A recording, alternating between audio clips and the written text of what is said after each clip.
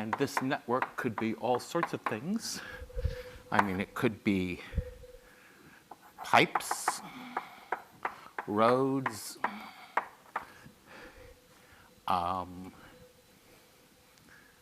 electronic communications.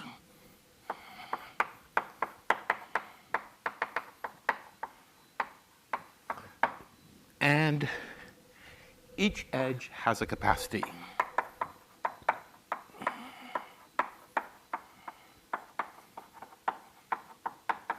And the question is, how much whatever can you get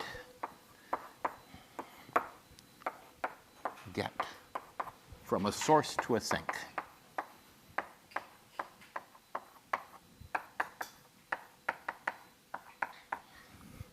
So here we have an example. This is a network. This 6 says that only 6 units of flow can pass over this edge at any given time. This says 4. This is 3. And the question is, how many units of flow can you get from S to T? And we will call the source S and the sink T. And these are the standard letters that are used for them. I don't know whether they stand for anything or not. I mean, clearly source, S presumably stands for source, but I don't know why T is the sink. Okay.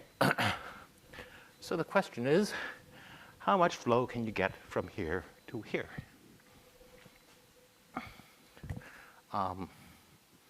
Well, let's try putting flow from here to here. Does anybody see a path you could run flow on?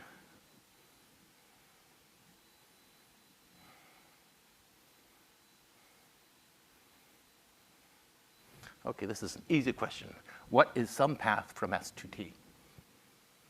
Let's say S to, oh my, I have left out the numbers on the nodes. So this is 4, and this is 5. So S to 2 to 4 to T, you could run 3 units of flow along this path. So let's put them there. Now, are there other paths you could take? Yeah, of course there are. You could run 2 units of flow from here to here. So that's 2,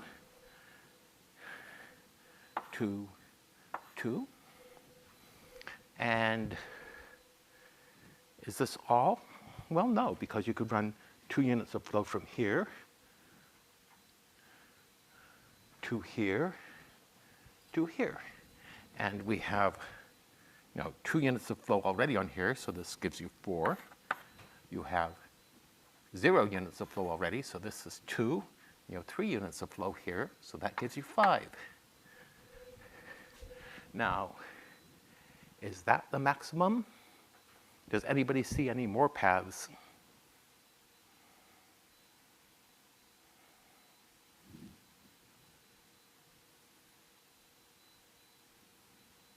Yes? You run 1 from S to 3, 5? Yeah, you could do 1 from here.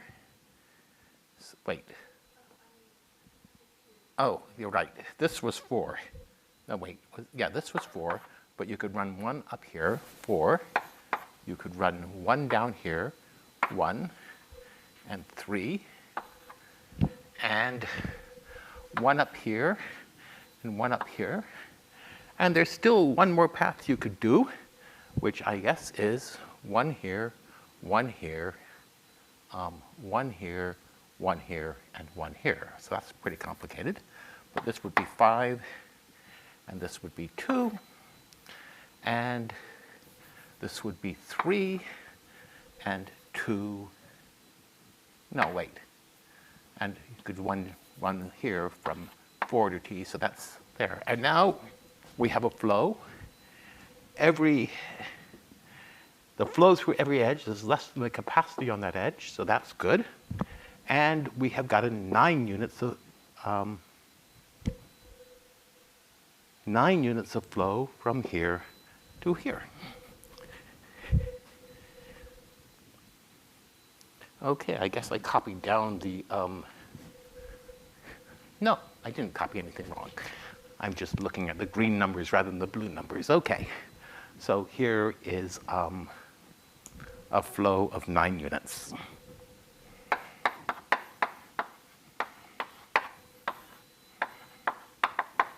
So what we're going to do later is write down a linear program, and the solution to this linear program will be the maximum flow. But first I want to talk about it cuts. So how could you prove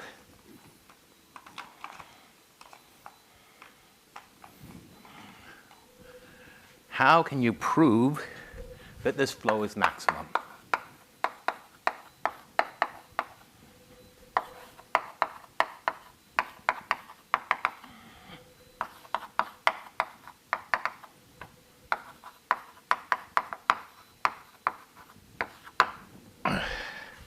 Well, let's look at these 3 edges. This one, and this one.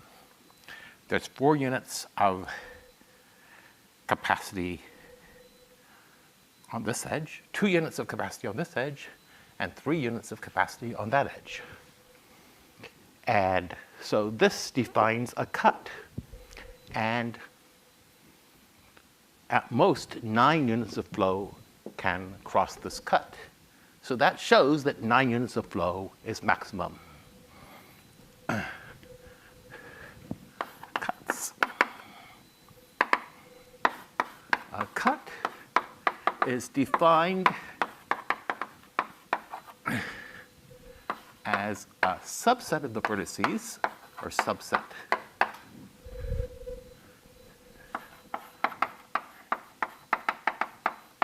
containing S but not T.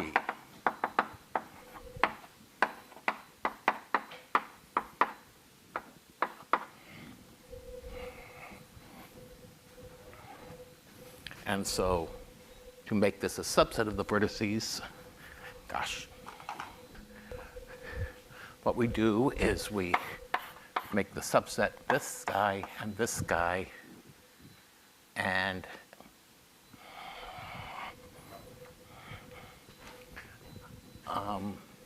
maybe we should call it C. Edges from C to C bar are edges in the cut.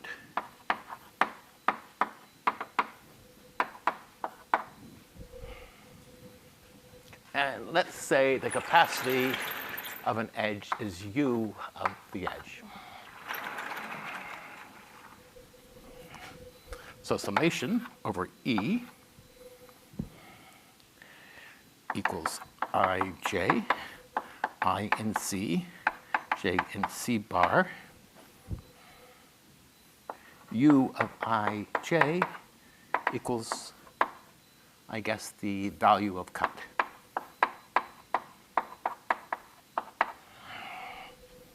And it should be fairly easy that the maximum flow is less than or equal to the minimum cut. Because if you have a flow from S to T, it must cross every edge of the cut. So if the flow is 9 units, then, or rather if the cut is 9 units, then you can't have a flow larger than 9 units. And the theorem we will prove later, theorem, the value of max flow equals value of minimum cut. So you probably recognize this as being somewhat, something like LP duality. And this is the primal solution of LP, and this will turn out to be the solution of the dual LP. And by the strong duality theorem of of linear program, this guy equals this guy, so the maximum flow equals the minimum cut. Okay, so there's a bunch of things we have to do before we prove this theorem. So what do we do?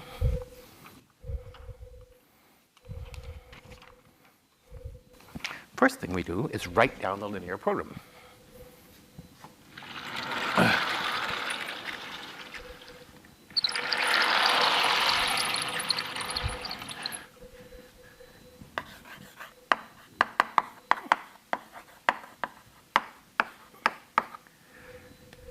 Does anybody have suggestions for what the variables should be?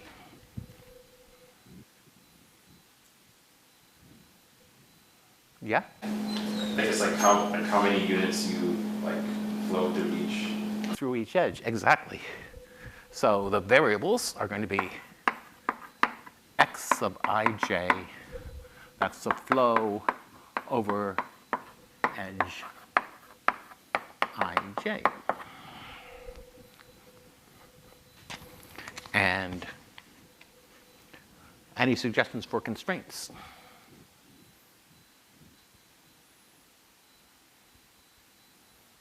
Yeah? For any node not equal to SRT, like maybe the flow inwards is the flow outwards. Right. So flow conservation, I guess you could call it.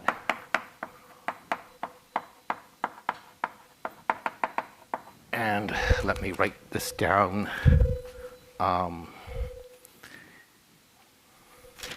Okay.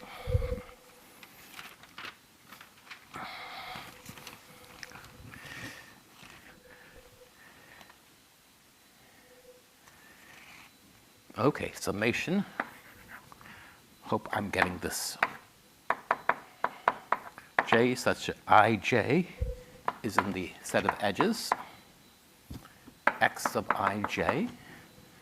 So this is a set of things going into node I, and a set of things going out of node I equals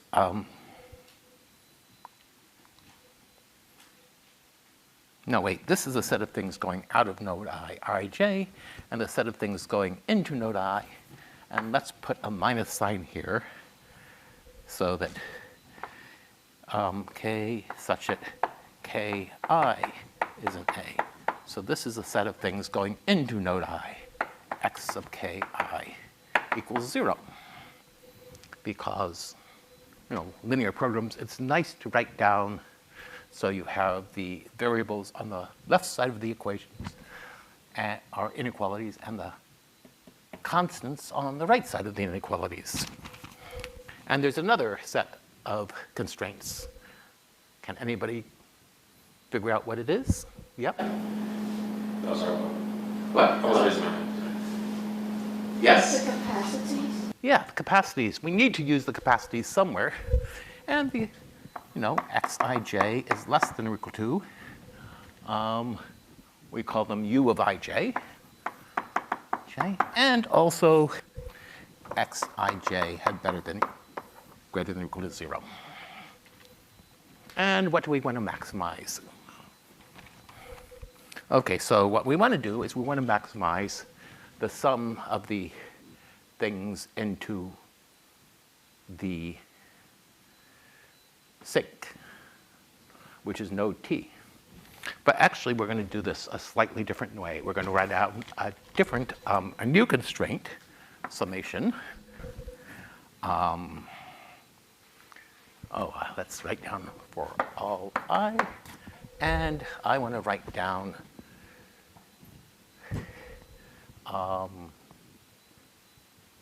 k such that kt x sub kt is an A. So this is all the things going into the sink.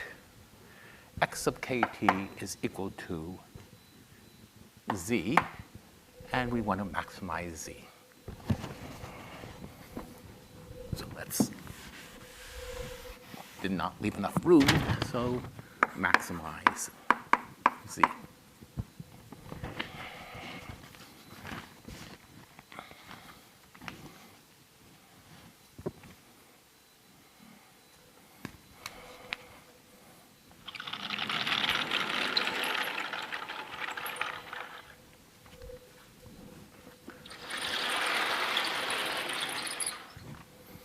Okay.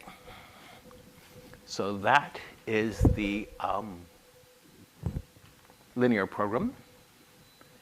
And I have the sneaking suspicion that I messed up a sign somewhere, but it doesn't really, I mean, doesn't matter. I mean, this is a linear program which does give the solution.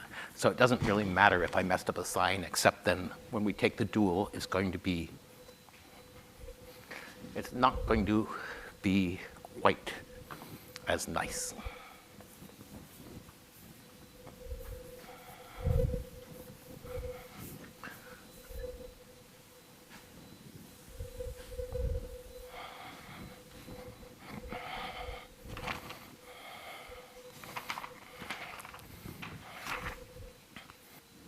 Okay, let's just keep on going and write down the dual. And if I got the sign wrong, we'll fix it after that. I want to say the sign is not wrong. This is a perfectly good linear program for max flow. It's just I am, a little worried that when we take the dual, we're going to have to flip some signs. Okay. So why don't I take the dual now? To take dual, each equation gives a constraint, or each inequality, no, each variable gives a constraint, each constraint gives a variable. So we have two classes, well, actually, I guess we have three classes of equations and inequalities, but I just want to use two of them. I'm going to call this one alpha sub ij, and this one beta sub I, and this one beta sub z. Because this really is a lot like this, except slightly different. And I really should make this minus z equals 0.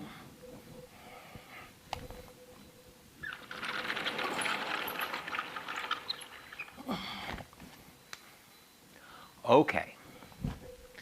So how do we get the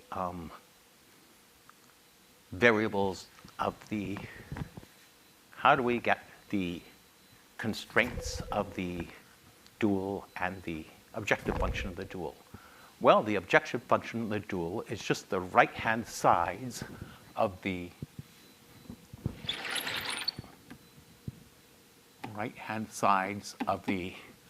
constraints of the primal. So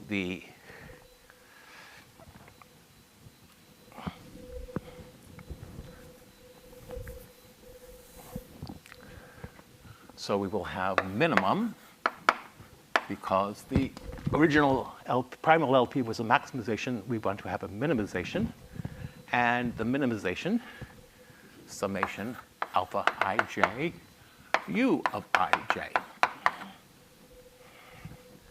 subject to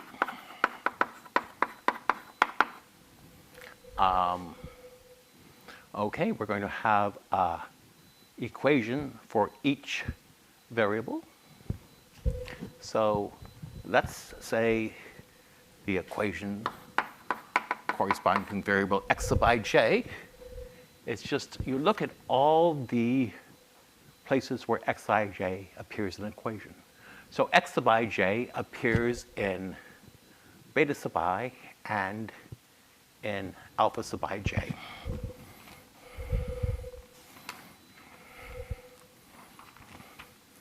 And we should have alpha ij plus beta sub I minus beta sub j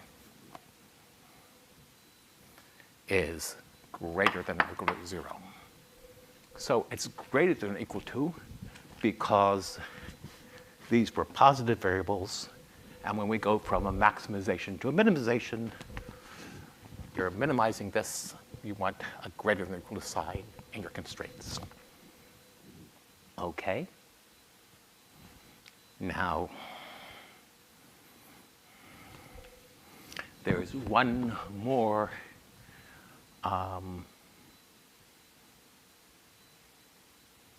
well, I guess z was also a variable in this. And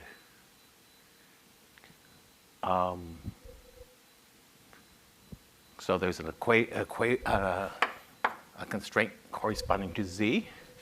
And z appears in the objective function. So this should be greater than or equal to 1. And z also appears in, well, I just want to say only appears in one equation. That's beta sub z. So beta sub z is greater than or equal to 1. No, actually it appears in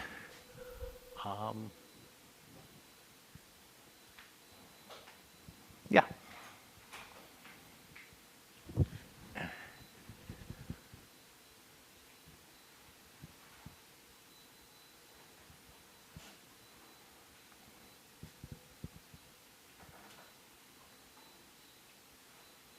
Yeah. So this is the dual.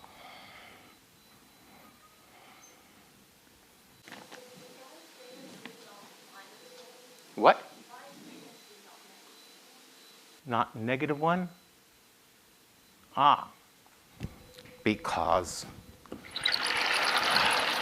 I should have written this equation minus and plus. And now this left-hand side is things leading into, oh, this is beta sub t, not beta sub z. I'm sorry.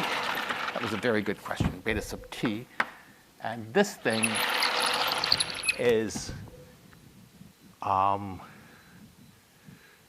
k. This should be edges leading into t. And if we look down here, edges leading into I have a minus sign. So to make it consistent, this has to have a minus sign, and then this is a plus sign. And we have beta sub t greater than or equal to 1. That was a very good question. And that explains why I was worried about the signs. Good.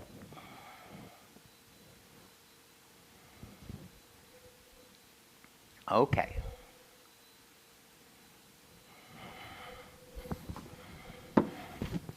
So what do solutions of this equation look like?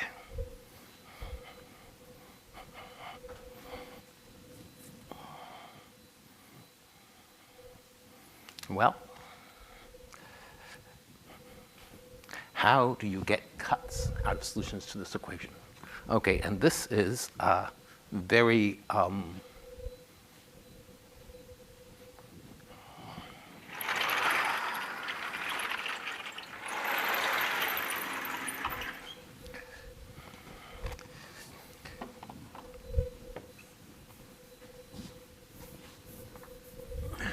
this is a rather tricky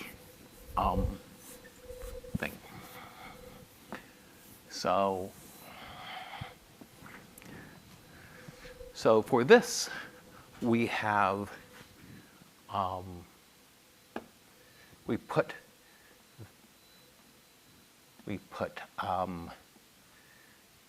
numbers on the nodes of this network, and we want to maximize alpha sub ij times the capacity, and subject to the capacity, beta I minus beta j is greater than or equal to 0. And first I want to say, you know, for optimal,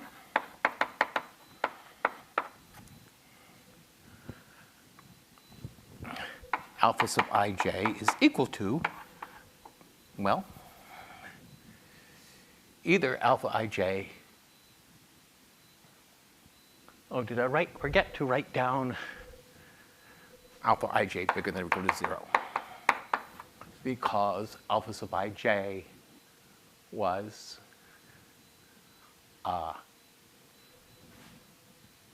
less an inequality in the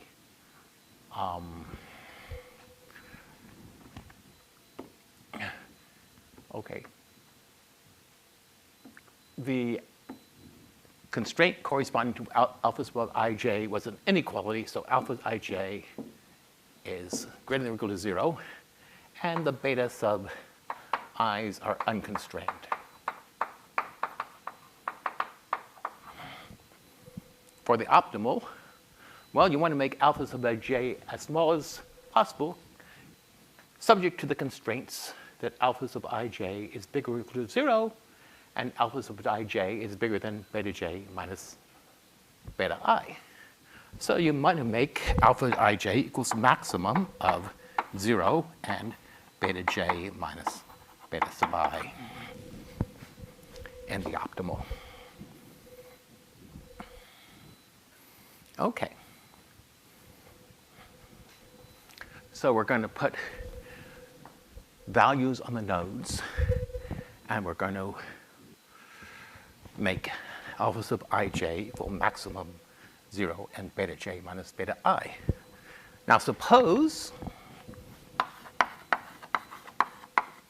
each alpha ij equals 0 or 1. And now what we have is and I'm just going to say here,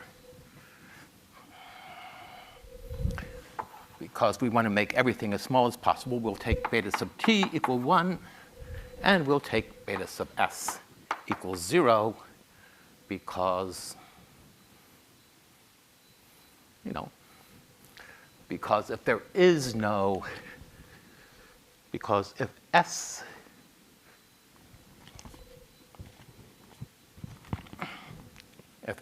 is one of these, if we're looking at ij where I equals s for this, then really we don't have a beta sub I, and the equation is alpha I sub j minus beta j is greater than or equal to 0, but you can just make everything uniform by setting beta s equals 0. So we have beta t equal 1, beta s equals 0.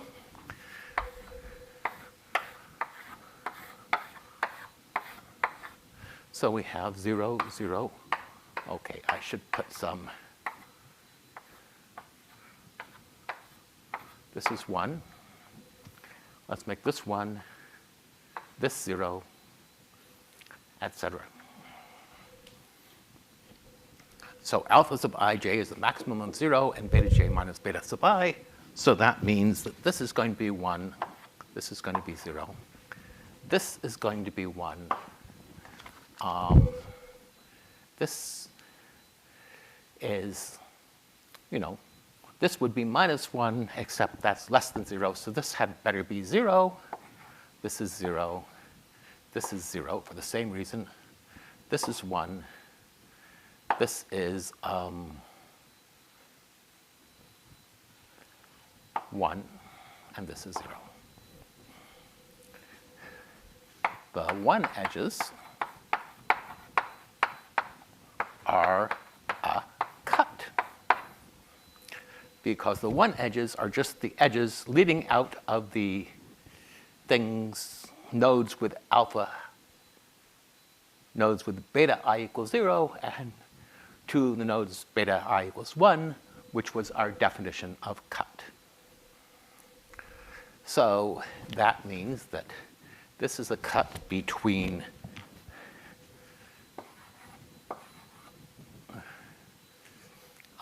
which nodes are zeros? Between the green nodes and the other nodes. So there's 1 here, 1 here, and 1 here. So when you add up you look at the objective function, it's just the sum over all of the edges in the cut times their capacity, or 1 for all the edges in the cut times their capacity. So it's just the value of the cut. So this is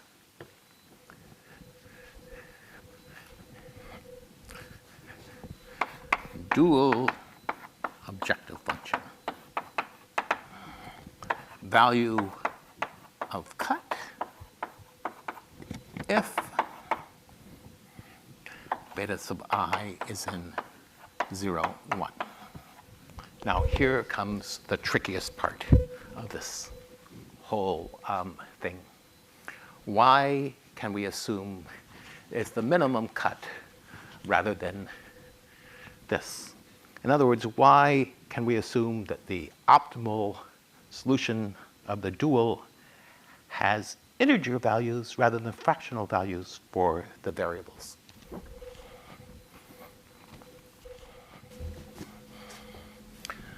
Look at. Okay, we're going to look at this graph in another way. Graph above, drawn in another way. Okay, so let's put S, beta sub S equals 0 on the left side, beta sub T equals 1 on the right side, and beta sub 2, beta sub 3, beta sub 4, beta sub 5.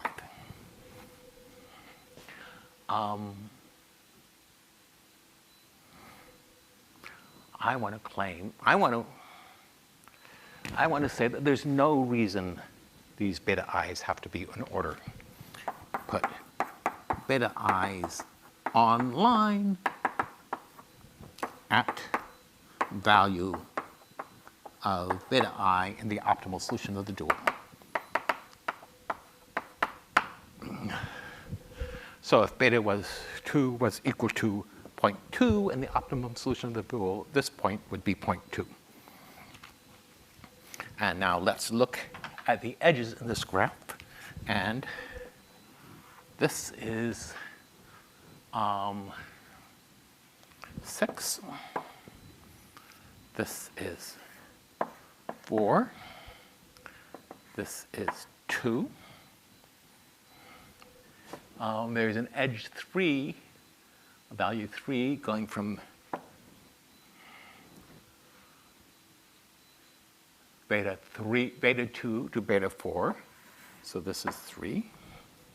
There's an edge from beta 3 to beta 4. So that is 3.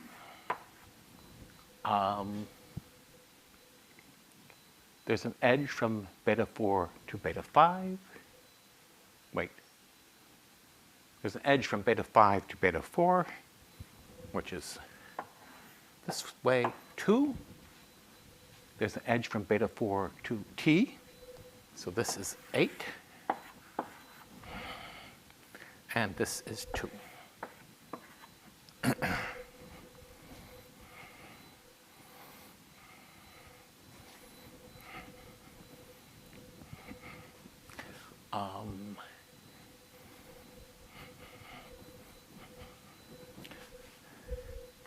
Okay.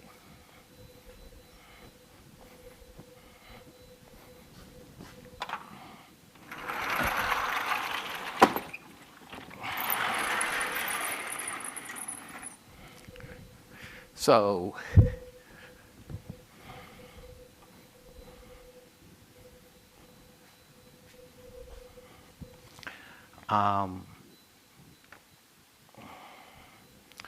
so the claim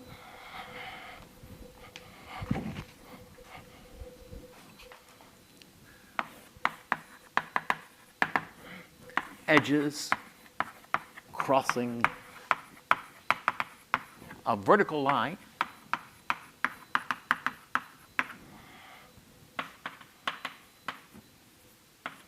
form a cut.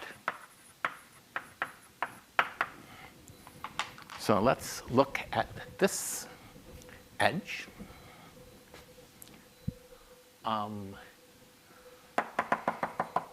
This vertical line, this has edge 2, 3, and 4 crossing in it.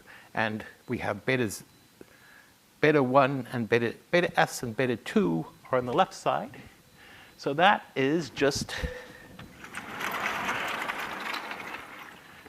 this cut. You have S and 2 on the left side of the cut and all the other edges on the right side of the cut, and we have 4 and 2 and 3 crossing them. Now let's try another cut, and I probably should use a different color. So let's try this cut. Now we have 5 and T on the right side and the other 4 edges on the left. So what cut does that correspond to here? It's not a different color. I'm sorry. Let's try making it purple. Okay, so that, and I see I have drawn things wrong. I left out an edge because there's an edge from B3 to B5, so that should look like this. Because we have 3 going to 5, and that edge had capacity 4.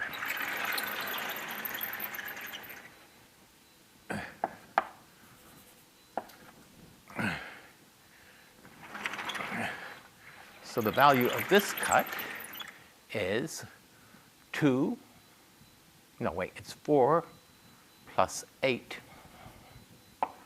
That's 12, and we don't count this edge 2 because it crosses the cut backwards. And we only count edges that cross the cut forwards. And, here we have that cut is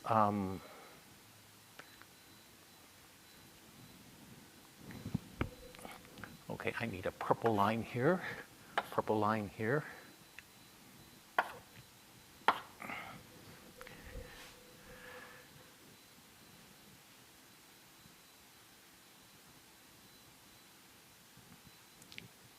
No, those are the wrong.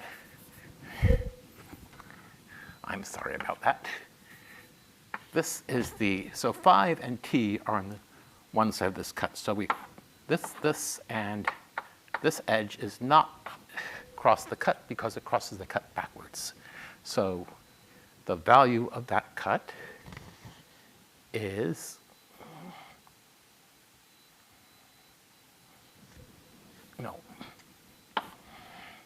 so these vertices are in the cut, so the edges are the ones that go from something not in the cut to something in the cut. So that's 4 to T, 3 to 5, and 5 to 4 is backwards edge. So the value of that cut is 8 plus 3, which is 11, which is bigger than 9. So it's not the minimum cut. But that is.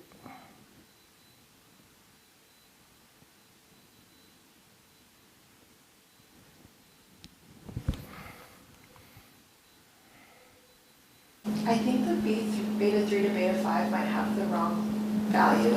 I think you're right.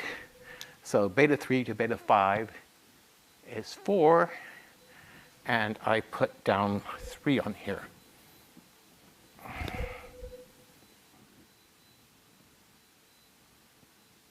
So let's see, beta 3 to beta 5, 3. So this is supposed to be a 3. Thank you.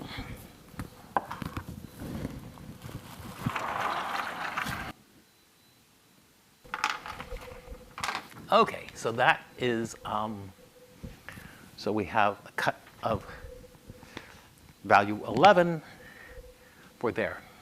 So these are cuts. Now I want to claim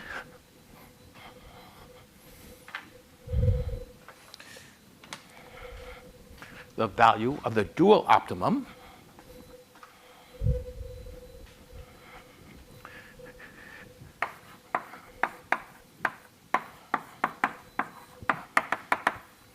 in dual. Well, I want to label these cuts. So let's label this one as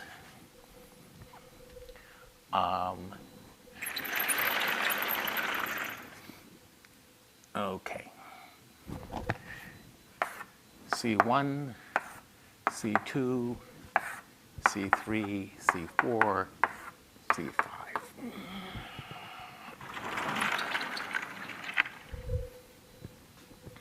And let's assume that the betas are put down in order because we can always renumber the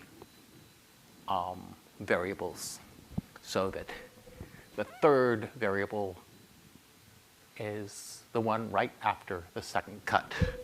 So the value of the optimum in the dual is equal to summation. Well, summation alpha sub ij, u of ij, which is equal to summation beta j minus 1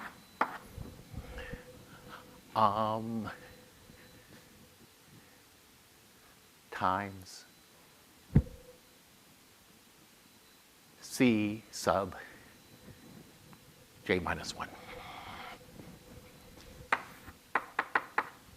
Why is that? Well, let's look at this picture again.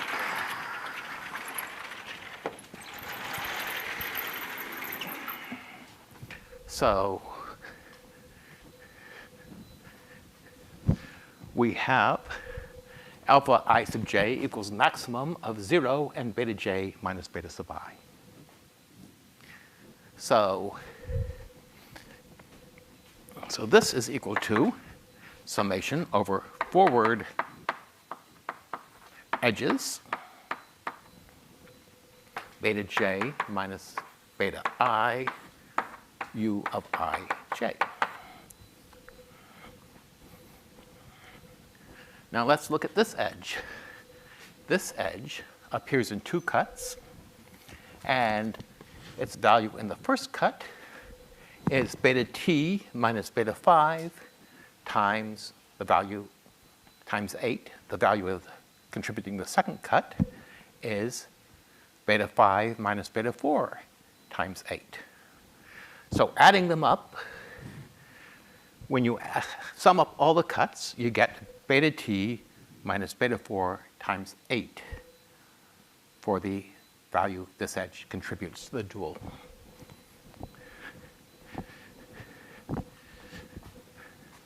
Which is exactly what it's supposed to be.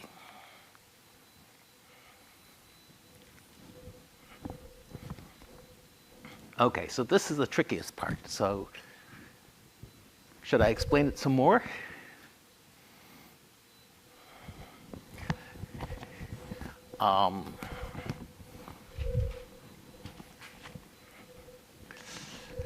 So beta 5, so the cuts only come from the edges where beta 5 is bigger than beta 4. So this edge does not contribute anything to the cut. If there's a cut that goes, if there's an edge that goes forward, it contributes beta t minus beta 5 times 8 to this cut, and beta 5 minus beta 4 times 8 to this cut. And adding those two things up, you get beta t minus beta 4 times 8 to the total objective function of the dual, which is just what it's supposed to be because alpha ij is equal to beta j minus beta I.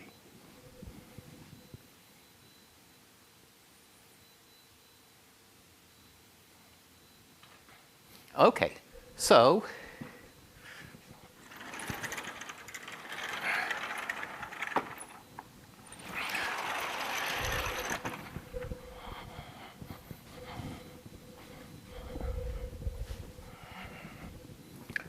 Oh, wait. I think I wanted to keep that. So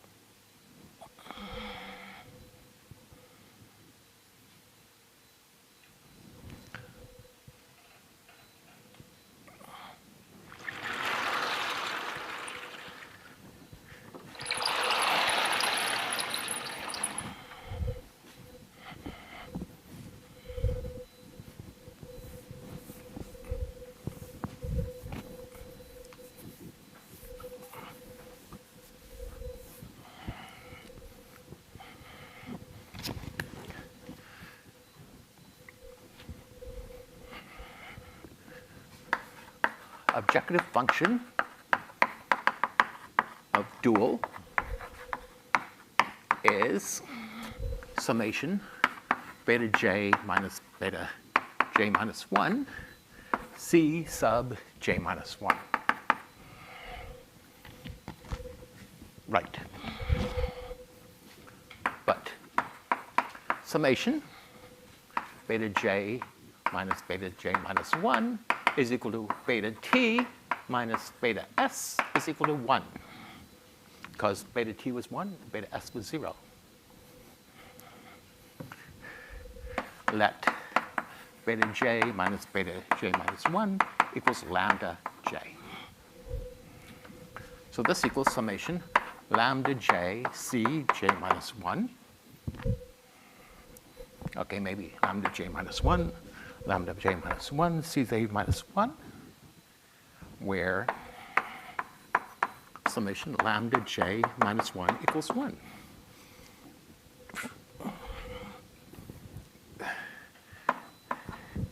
This is an average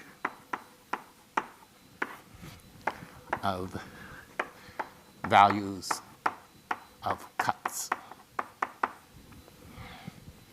just by the definition of average. But the average of a bunch of things is bigger than the minimum of the bunch of things. So this is greater than or equal to the minimum cut. And in the optimal solution of the dual, you take the minimum cut. You can put zeros on the beta sub j's that are to the left of the cut, and 1 on the beta j's to the right of the cut. So you get the minimum value of the cut for the solution of the dual. So the value of the dual solution is equal to the minimum cut. And we know that the value of the primal solution is equal to the maximum flow, because that's the way we set up the LP. So the maximum flow is equal to the minimum cut. Okay. And so the next thing I want to do, which I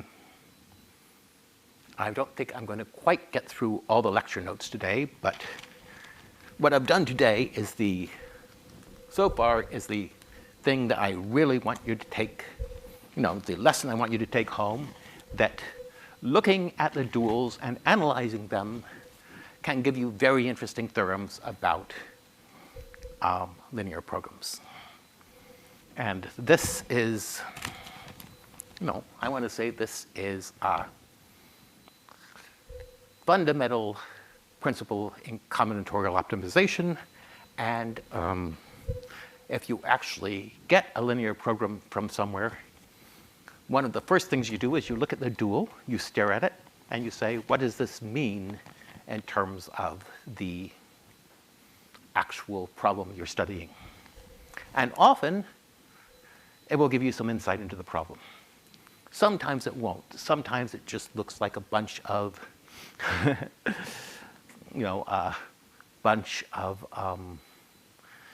variables that you can't understand at all. Okay, so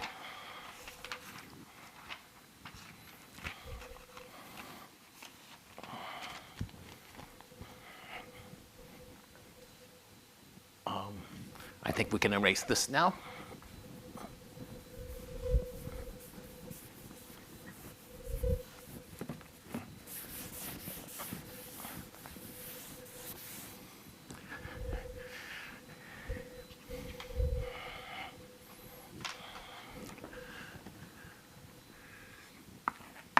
suppose you have a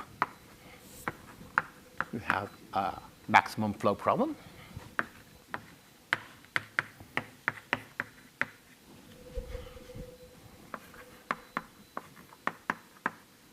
With integer capacities.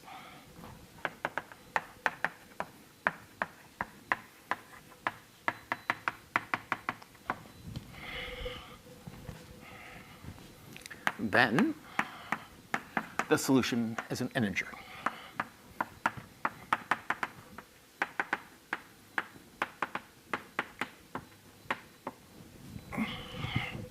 Proof. The dual solution is a cut. So it's a sum of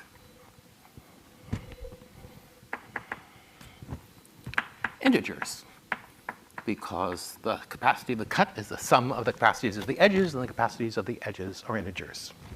So we can ask the question,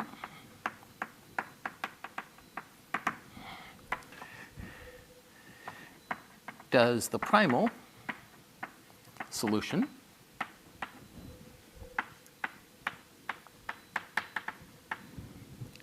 also have, I guess, integer flows?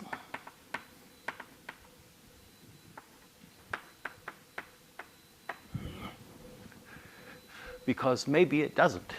I mean, there are certainly solutions where it doesn't. I mean,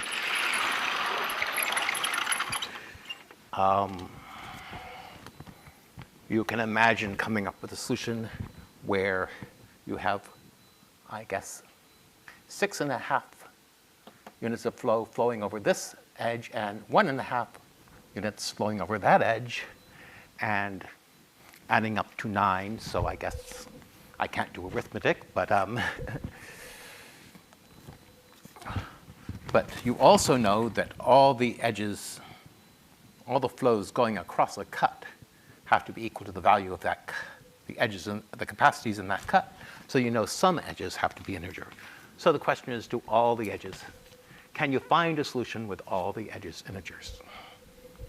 And the answer is yes. And I don't know how to do it easily working from the linear program. So there's another algorithm for integer flows, algorithm for max flow, which I'm going to call augmenting paths algorithm.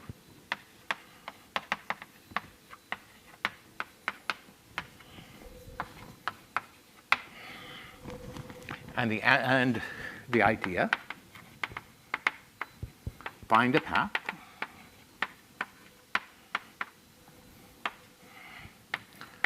push as much flow over this path as possible.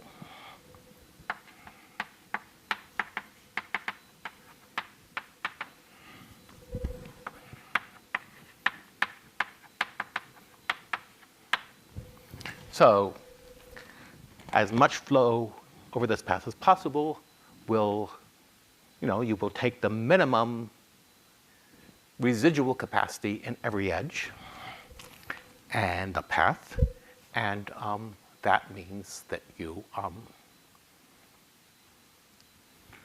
residual capacity is always an integer because the flows are integers and the capacities are integers. So that means that the whole thing will be an integer. So let's try this. And let's see, we have a simple network.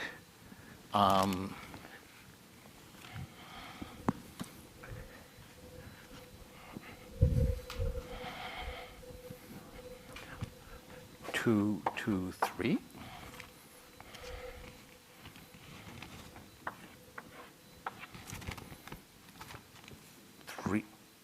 These are the capacities, 2, 2.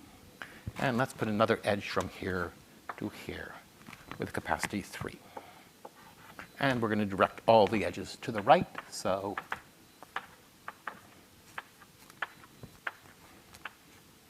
good.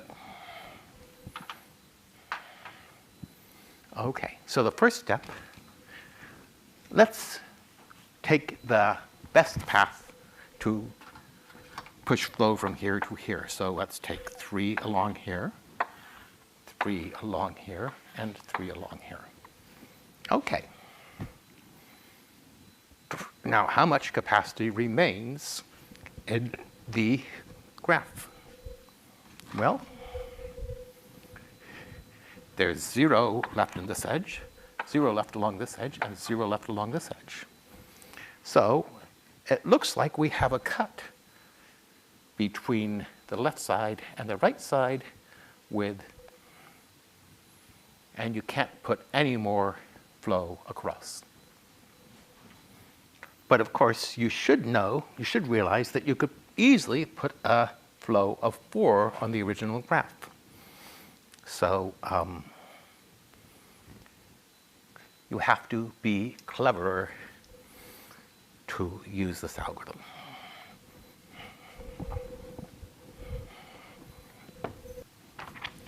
So how can we push more flow across this graph?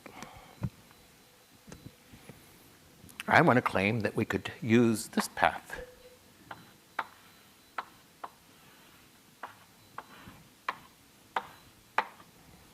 So this path, we push 2 across here, push 2 across here, and now we're going the wrong way in the edge.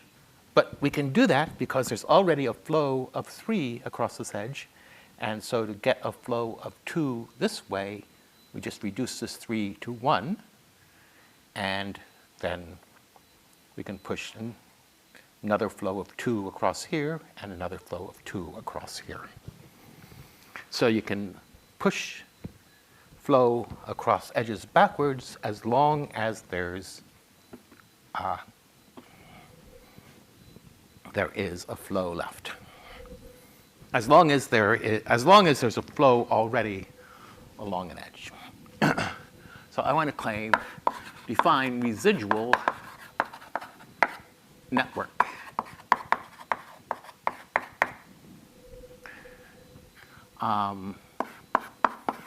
If an edge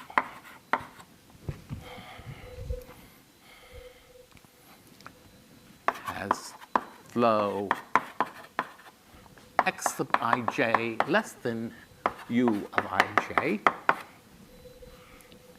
the new capacity is u of ij minus x sub ij.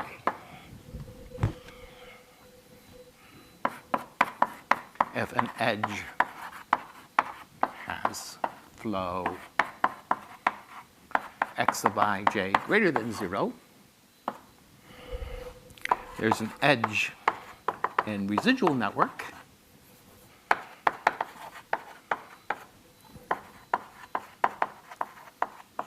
with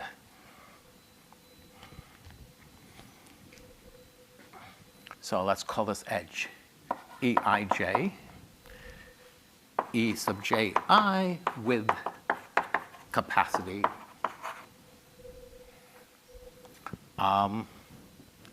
x sub ij. So what is the residual network for this graph when we put the flow, the orange flow across it? Well, we have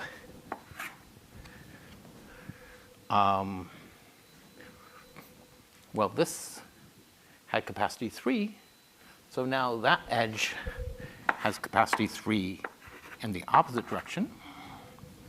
This edge has 0, so that has capacity 0, 2, 2. This edge also has capacity 3 and flow 3 in the forward, so now we get capacity 3 going in the backwards direction. And this one, we have capacity 3 in the backwards direction. And this has capacity 3 in the forwards, and the capacity 3 in the forwards. Okay. So this is the residual network.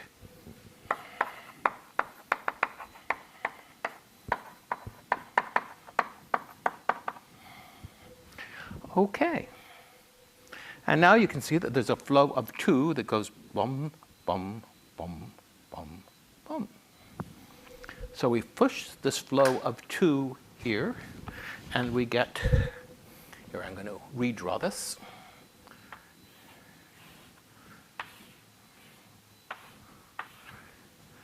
We get 2, 2, and 1 going this way, and 3 going this way, and 2, 2, and 3.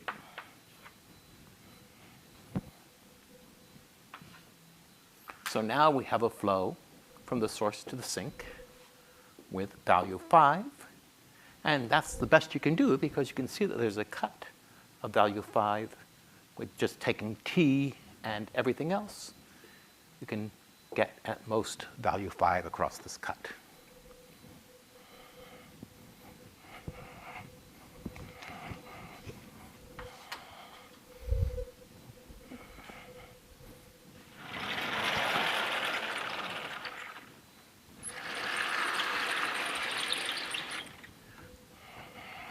So claim,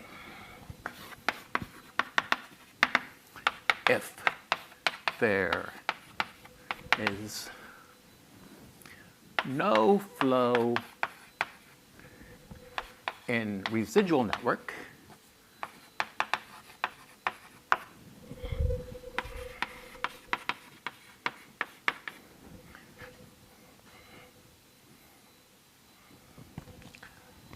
so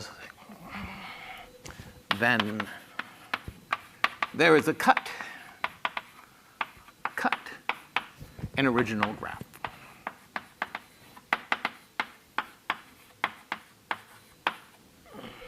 So if you have a value, so I guess I should have started this with, suppose you have a flow of value z. If there's no augmenting path in the residual network, then there's a cut in the original graph of value v.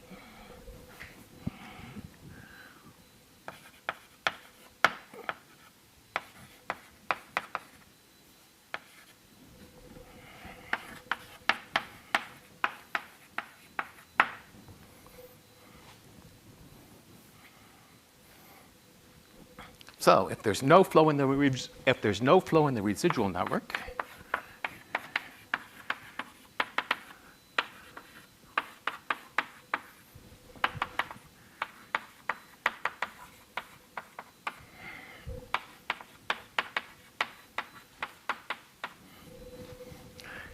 let S be, maybe C be set of nodes you can reach.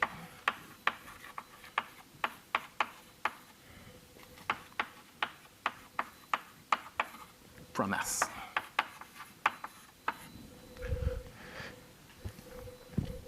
So let's say we have this thing.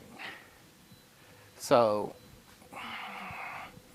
what nodes can you reach from S? Actually, you can't reach any nodes from S because this is capacity, this is at capacity. So we could have made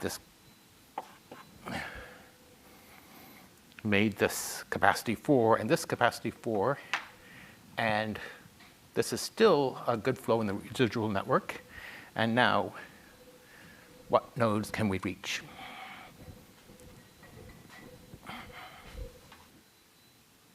Well, we can reach this node.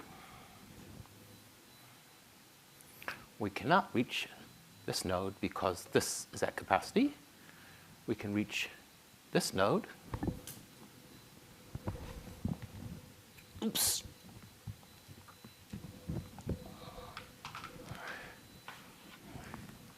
And we actually can reach this node because it's that capacity. But we cannot reach this node, and we cannot reach this node. So we have a cut here, and that corresponds to this cut here. So every edge from C to C bar, the flow is equal to U of ij, because otherwise you could push flow from C to C bar, and every edge from C bar to C, x sub ij equals 0, because otherwise you could push extra flow backwards along this edge. And that says the cut equals sum C bar U of ij equals flow. So if you cannot find any augmenting paths, if you already have a partial flow, then you're done. You cannot get any further.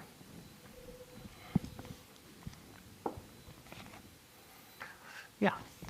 I mean, then you have, that is the value of the maximum flow, because you have found a minimum cut that is equal to your flow.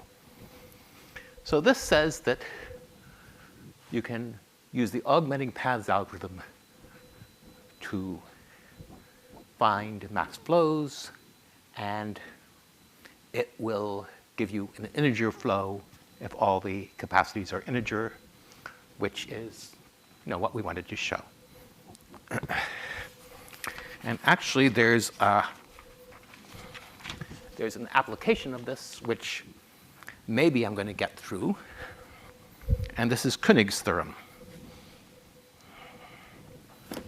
Oops.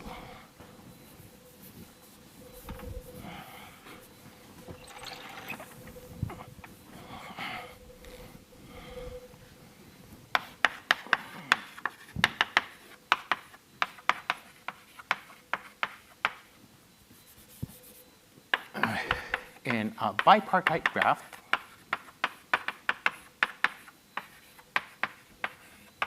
the cardinality of the maximum matching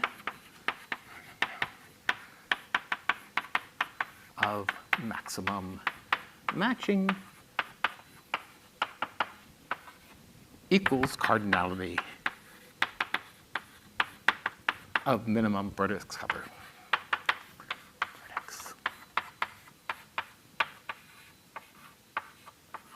Okay.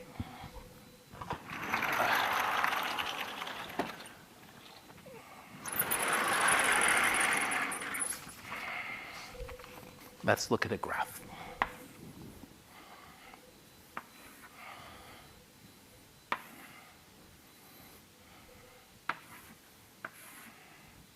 So this is a bipartite graph, and what would be a maximum matching? Well, I mean, we clearly should put this vertex in the matching, this vertex in the matching. I guess we need another vertex here. And we can put this vertex in the matching and this vertex in the matching. So the maximum matching equals 4. So the maximum matching is just the maximum set of edges such that no two share an endpoint. Minimum vertex cover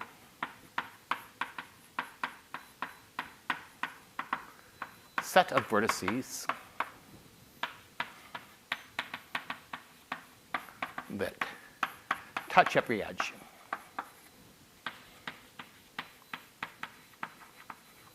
And clearly, vertex cover is greater than or equal to the matching,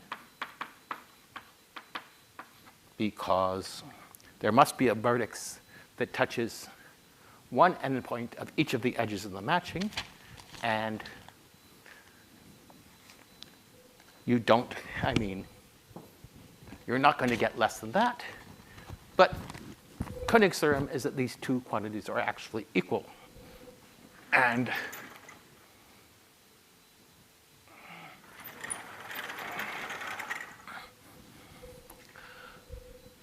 proof, maximum flow, min cut. Okay, so we want a flow whose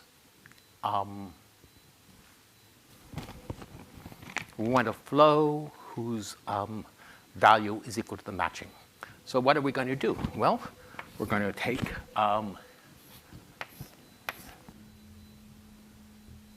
S on the left and put an edge of weight 1 to every vertex in the matching. And now we're going to, and let's do the same thing on the right. We'll put an edge to the sink from every point on the right side of the bipartite graph. And these capacities are going to be 1. And now, let's see.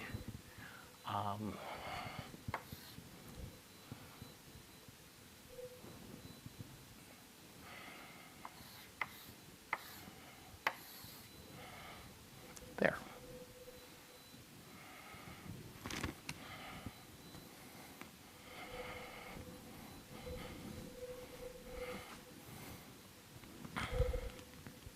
There's a max flow with integer values. And what that means is that, and we can let the capacities of these middle edges be infinity if we want.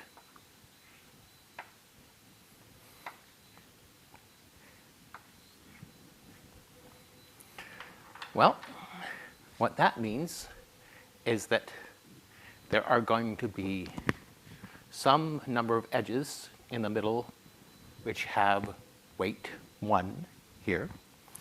So I want to claim that those are clearly a maximum matching because, on the right-hand side, if there's one flow, if there's a 1 unit of flow from here to here, then no other edge could use this vertex. So if you have a flow from here to here, then this edge is in the matching, and neither of these edges is in the matching, and similarly on the left. So the maximum flow gives you a maximum matching. Dual is a cut. And that means that there's a cut whose value is equal to the maximum flow. And there are going to be some edges on the right which are cut, and some edges on the left which are in the cut. And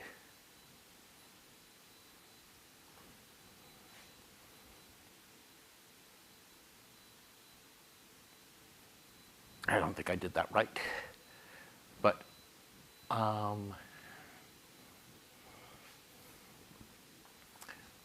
if the edge is in the cut, then this vertex is in the vertex cover. And now we know that there aren't any other paths from S to T.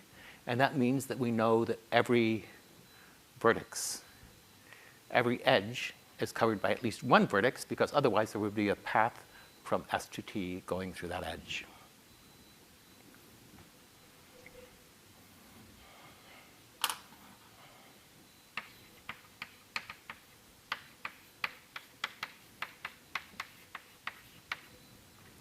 let me see.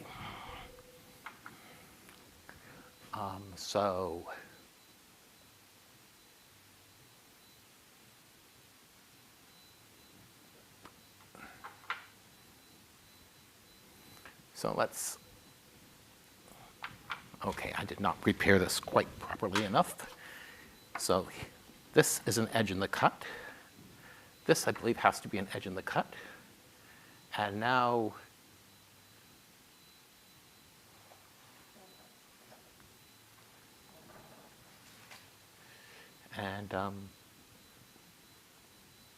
you can just say this is an edge in the cut.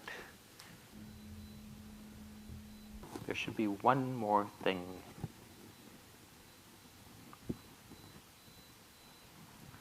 And that means, so there are 3 edges in this cut, and I think that cut actually cuts all the paths from left to right. So we should have a maximum matching of only 3. And, well, it's easy.